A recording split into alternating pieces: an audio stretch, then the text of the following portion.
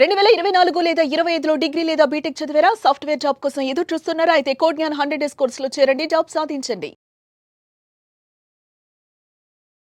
నమస్తే, నేను మీ సిరి. Right no మనతో పాటు ఉన్నారు హైకోర్టు అడ్వకేట్ అలగిరి రవీంద్రనాథ్ గారు.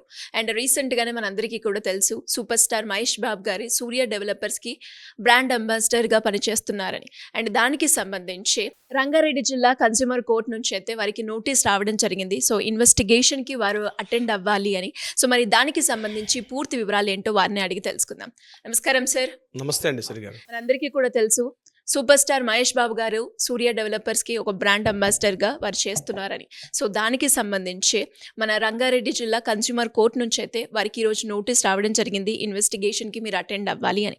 అసలు ఏం జరిగింది, దానికి సంబంధించిన పూర్తి వివరాలు ఏంటి సార్? సాయి సూర్య డెవలపర్స్ అని చెప్పి వీళ్ళు ఒక 10 years బ్యాక్ ఇక్కడ అమీర్పేటలో, మన హైదరాబాద్ అమీర్పేటలో దగ్గరలోనే ఒక ఆఫీస్ పెట్టి వాళ్ళు చాలా వెంచర్స్ వేశారు.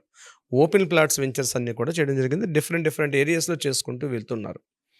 ఇదే క్రమంలో ఏం జరిగిందంటే, బాలాపూర్ అనే ప్రాంతంలో ఒక వెంచర్ కోసం అని చెప్పి అయితే ఈ సాయి సూర్య డెవలపర్స్ కంపెనీకి సూపర్ స్టార్ మహేష్ బాబు గారు బ్రాండ్ అంబాసిడర్గా పనిచేసి చాలా యాడ్స్లో కూడా ఆయన ప్రమోట్ చేశారు. ఆ కంపెనీకి సంబంధించి నేను కూడా సాయి సూర్య డెవలపర్స్లో ఒక ప్లాట్ కొన్నాను, నేను చాలా నమ్మకంతో ఉన్నానని చెప్తూ కేవలం ఆయన ఒక్కరే కాకుండా వాళ్ళ ఫ్యామిలీ మొత్తం కూడా, వాళ్ళ మిస్సెస్, వాళ్ళ ఇద్దరు పిల్లలు కూడా కలిసి ఆ ప్రమోషన్ యాడ్స్లో పార్టిసిపేట్ చేశారు. వాటిని వీళ్ళు చాలా విస్తృతంగా వాడుకున్నారు. ఎవరు? ఈ సాయి సూర్య డెవలపర్స్ వాళ్ళు కూడా బాగా పబ్లిసిటీ చేశారు. పబ్లిసిటీ చేసిన క్రమంలో ఏం జరిగిందంటే, సాయి సూర్య డెవలపర్స్ వాళ్ళ వెంచర్స్లో కొన్ని అవకతవకలు జరిగాయని, అదేవిధంగా బాలాపూర్ అనే ఏరియాలో వేసిన వెంచర్లో అసలు వెంచరే లేదు, టోటల్గా ప్రాజెక్టే లేదు.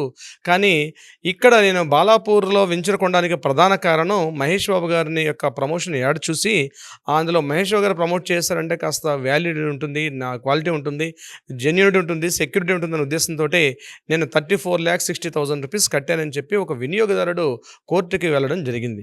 అయితే కోర్టులో ఇంకా లేట్ అవుతుందని చెప్పి ఆయన కన్జ్యూమర్ కోర్టులో అప్లై చేశారు. నేను కొనుక్కున్నాను, యాజ్ ఏ కన్జ్యూమర్గా నన్నైనా ఒక ప్రమోషన్ యాడ్ చేసిన తర్వాత నేను ఆ ప్రమోషన్ ఆయన యాడ్ చూసుకున్నాను.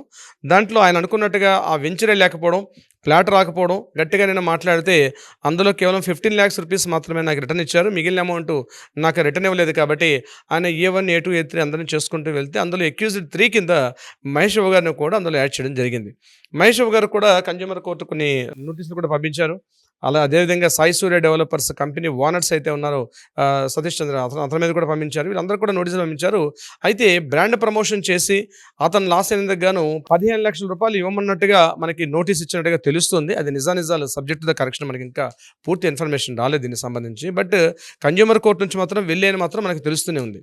అయితే ఇక్కడ విషయం ఏంటంటే, ఎందుకు బ్రాండ్ అంబాసిడర్ పనిచేసేంత మాత్రాన, అంటే కంపెనీ యొక్క లావాదేవీలకి, కంపెనీలో ఉన్నటువంటి అక్రమాలకి, కంపెనీలో ఉన్నటువంటి గుడ్స్ కానీ దీనికి సంబంధం ఉంటుందంటే ఖచ్చితంగా ఉంటుంది.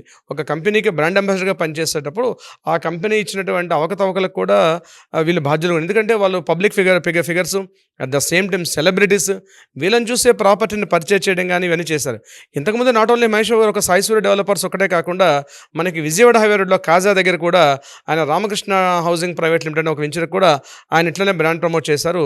తర్వాత అంటే at the time of Andhra Telangana ఆ డివిజన్ ఆ టైంలో చేశారైనా. ఆ తర్వాత ఆ కంపెనీ వాళ్ళు కూడా దాన్ని పెద్దగా ప్రమోట్ చేయలేదు, అది కూడా డిఫాల్ట్ అయిపోయింది.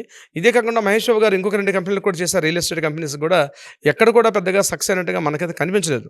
ఈయన ఎక్కడెక్కడైతే రియల్ ఎస్టేట్ కంపెనీస్లో చేశారో ప్రతి కంపెనీలో కూడా మహేష్ బాబు గారు, మిగిలిన కంపెనీస్ ఏమైనా సక్సెస్ ఏమో కానీ రియల్ ఎస్టేట్ ప్లాట్ల విషయానికి వస్తే మాత్రం ఆ వెంచర్లు పెద్దగా, ఆ కంపెనీస్ పెద్దగా, అంటే మహేష్ బాబు గారు ఫెయిల్యూర్ కాదు, ఆ కంపెనీస్ రకరకాల ఫైనాన్షియల్ ఇష్యూస్ వల్ల, దానివల్ల వాళ్ళు అనుకున్న టైంకి కస్టమర్స్కి రిజిస్ట్రేషన్ చేయకపోవడం, కస్టమర్స్కి అనుకున్న టైంలో ప్రాపర్టీని అలాట్మెంట్ చేసుకోవడం, కొన్ని అలాట్మెంట్ చేసిన ప్లాట్స్ని కూడా మళ్ళీ డిస్టర్బెన్స్ చేసి వేరే ప్లాట్స్ అలాట్మెంట్ చేయడం, ఇట్లా రకరకాల అవకతవకలు పాల్పడిన తర్వాత కొంతవరకు బ్రాండ్ ఇమేజ్ మాత్రం మహేష్ బాబు గారికి ఈ విషయంలో మాత్రం, నేను చెప్పేది ఎస్పెషల్లీ రియల్ ఎస్టేట్ ఒక బ్రాండ్ అంబాసిడర్ విషయంలో మాత్రం కొంత గ్రాఫ్ తగ్గిందనే చెప్పుకోవచ్చు.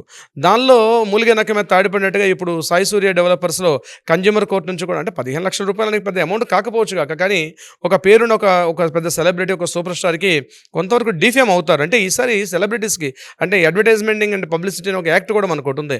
ఆ యాక్ట్ ప్రకారం ఎవరైతే ఒక విషయం చెప్తూ నేను యూజ్ చేశాను కాబట్టి మీరు యూజ్ చేయండి అన్నప్పుడు ఆ ఇంపాక్ట్ అక్కడ ఉన్నటువంటి ప్రోడక్ట్ మీద ఉన్నటువంటి ఎవరైతే ప్రమోట్ చేశారో ఆ బ్రాండ్ అంబాసిడర్ మీద కూడా పడుతుంది. నేను ఈ ప్రోడక్ట్ వాడుతున్నాను, ఒకసారి సందర్భంలో బూస్ట్ మీద కూడా వేశారు. అప్పుడు సచిన్ టెండూల్కర్ నేను బూస్ట్ వాడుతున్నాను, మీరు కూడా బూస్ట్ వాడి నేను ఇంత డెవలప్ అయ్యాను అనుకున్నప్పుడు అది ఆ బూస్ట్ కంపెనీ మీద కూడా ఒకసారి ఇలాంటివి అపవాదులు రావడం కూడా జరిగింది. నాట్ ఓన్లీ ఇదొకటే కాదు, ఒకసారి కపిల్ దేవ్ గారి మీద కూడా ఇటే ఇష్యూ జరిగింది.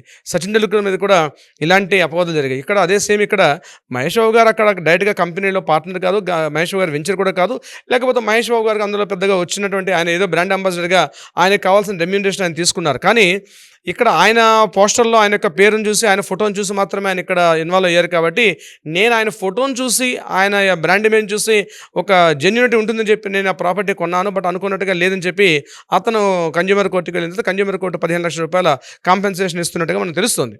బట్ ఏదైనప్పుడు కూడా ఇలాంటి అడ్వర్టైజ్మెంట్స్లో పార్టిసిపేట్ చేసేటప్పుడు ప్రతి సెలబ్రిటీ కూడా కొంత అప్పట్లో కోనేరు హంపి అని చెప్పి ఒక అమ్మాయి ఉండేది, ఆమె కూడా చెస్ క్రీడాకారిణి. ఆ కోనేరు హంపి కూడా ఏం చేశారంటే ఒకసారి ఇక్కడ మన మహేశ్వరం దగ్గర ఒక వెంచర్ కూడా ఇలానే ప్రాజెక్ట్ని ఆవిడ ప్రమోట్ చేయడం జరిగింది. తర్వాత ఆ ప్రాజెక్ట్ కూడా కొన్ని సందర్భాలు ఆగిపోయింది. సో రియల్ ఎస్టేట్లో ఏమవుతున్నాయంటే రకరకాల కారణాలు ఉంటాయి. కొన్ని సందర్భాలు అన్ని సక్సెస్ అవ్వాలని కోరుకుంటారు, కొన్ని సందర్భాల్లో సక్సెస్ అవుతాయి. ఏదో కొద్ది సందర్భాల్లో మాత్రం కొన్ని ఫైనాన్షియల్ ఇర్రెగ్యులారిటీస్ లేదా గవర్నమెంట్ పాలసీ మ్యాటర్స్ లేదా వెంచర్కి ఉన్నటువంటి అప్రూవల్స్ రాకపోవడం, ఇతరత్ర ఏ కారణాల ద్వారా ఆ వెంచర్ డిలే అయిపోతే ఆ కంపెనీకి బ్రాండ్ ప్రమోట్ చేసినటువంటి వాళ్ళ మీద కూడా ఈ ఇంపాక్ట్ పడుతూ ఉంటుంది. సో ఏదేమైనప్పుడు కూడా నేను ఒకటే చెప్తాను, మీరు కానీ ఎవరైనా ప్లాట్లు పర్చేజ్ చేయాలనుకున్నా అది హౌసింగా లేదా ఓపెన్ ప్లాటా లేదా ఈ ఇతరత్ర వెళ్ళాల్సి మీరు చూడాల్సింది ఎవరైతే బ్రాండ్ ఇమేజ్ చేశారో వాళ్ళని చూసి మీరు ప్రాపర్టీ కొండవని చాలా తప్పు. అలా కాకుండా నిజానికి ఆ ప్రాపర్టీ సంబంధించిన డాక్యుమెంట్స్ అన్ని పర్ఫెక్ట్గా ఉన్నాయా లేదా, లీగాలిటీ కరెక్ట్గా ఉందా లేదా, అంటే చెక్ లిస్ట్ అన్ని కూడా ఏవైతే ఒక ప్రాపర్టీ పర్చేసే ముందు ఒక చెక్ లిస్ట్ ఉంటుంది. అది అడ్వకేట్ని మీరు కన్సల్ట్ చేస్తే అడ్వకేట్ మీకు చెప్తారు ఒక ప్రాపర్టీ కొనే ముందు ఎటువంటి ప్రికాషన్స్ తీసుకోవాలి, ఏ డాక్యుమెంట్ చెక్ చేసుకోవాలి, ఒక అమౌంట్ మన అడ్వాన్స్ అమౌంట్ ఇస్తున్నాం అంటే అడ్వాన్స్ అమౌంట్ ఇచ్చేటప్పుడు కూడా ఎటువంటి ప్రికాషన్స్ ఎటువంటి రూల్స్ అండ్ రెగ్యులేషన్స్ పాటించాలి, ఒక అడ్వకేట్ని కన్సల్ట్ చేయండి, డాక్యుమెంట్ తీసుకొచ్చి అడ్వకేట్ని చూపించి అవన్నీ జెన్యూన్గా ఉంటేనే టోకెన్ అడ్వాన్స్ కానీ అగ్రిమెంట్ కానీ చేసుకోండి. లేని సందర్భాల్లో ఇలాంటి ఇబ్బందులు పడే అవకాశం ఉంటుంది. అది పెద్ద కంపెనీయా చిన్న కంపెనీ అని కాకుండా ముఖ్యంగా ఈ రియల్ ఎస్టేట్ కంపెనీస్లో బ్రాండ్ ఇమేజ్ తక్కువ పనిచేస్తుంటుంది. ముఖ్యంగా అపార్ట్మెంట్ ఫ్లాట్స్ వీటిలో పనిచేసినప్పుడు కూడా ఈ ఓపెన్ ఫ్లాట్స్ ఇండస్ట్రీకి వచ్చేసరికి ఏమవుతుంటే కొన్ని అవకతవకలు జరిగే అవకాశాలు ఎక్కువగా ఉంటాయి. అందుకని 1-2 సార్లు రీచెక్ చేసుకుని డాక్యుమెంట్ వెరిఫికేషన్ చేసి ఆ డాక్యుమెంట్స్ అన్ని పక్కాగా సక్రమంగా ఉన్నట్లయితేనే ప్లాట్లకు అడ్వాన్స్ కానీ అగ్రిమెంట్ కానీ చేసుకొని తప్పించి అక్కడ సెలబ్రిటీ ఉన్నారని చెప్పి చూసుకోవడం వల్ల వాళ్ళకేముండదు, కాంపెన్సేషన్ ఏదో కొద్దిగా మొత్తం ఇస్తారు కానీ బట్ ఎండ్ ఆఫ్ ద ఫైనల్గా మీరు రాత్రి పాలు కూర్చుని కష్టపడి సొమ్ము మీరు దాచిపెట్టుకునే అమౌంట్ కాబట్టి మీరే ఫైనల్గా మీరు బాధ్యులు అవుతారు. ముఖ్యంగా కాస్త ఇన్కమ్ ఉన్న వాళ్ళైతే కోర్టులకు వెళ్తారు, లేని వాళ్ళు ఏం చేస్తారంటే ఆ నష్టపరిహారం అక్కడే అనిపించి ఏం చేయాలో అర్థం కాక ఇబ్బందులు పడుతూ ఉంటారు. సిరిగారు, మరి ఇలాంటి పరిస్థితుల్లో మీరు అన్నట్టుగానే తెలుసో తెలియకో ఒక ల్యాండ్ కొనుక్కున్నప్పుడు అది లీగల్ పరంగా కరెక్ట్ కాదు అని సందర్భాల్లో ఎక్కువగా చూస్తున్నాం ఈ మధ్య కాలంలో. అలాంటి వాళ్ళు ఎవరైనా కూడా ఒక ప్లాట్ కొనే ముందు ఎలాంటి జాగ్రత్తలు పాటించాలి, లీగల్ పరంగా ఎలా ముందుకెళ్ళాలి అనుకునే వాళ్ళు మిమ్మల్ని అప్రోచ్ అవ్వాలి అంటే ఎలా ఉంటుంది సార్? తప్పనిసరిగా సిరిగారు కింద స్క్రోల్ అవుతున్న నెంబర్ని కాంటాక్ట్ చేయండి, అట్లీస్ట్ కాల్ చేయండి. ఒకవేళ కాల్ బిజీగా ఉంటే వాట్సాప్లో మీ మెసేజ్ కంటెంట్ చేయండి, పంపించండి. ఎక్కడున్న వాళ్ళని సరే 2 తెలుగు రాష్ట్రాల ఇండియాలో ఉన్న లేదా వరల్డ్ ఎక్కడున్నా సరే కాంటాక్ట్ చేయండి. బట్ ప్రైవేట్ అపాయింట్మెంట్ తీసుకోండి, ఎందుకంటే డైలీ 200-300 కాల్స్ వస్తుంటాయి.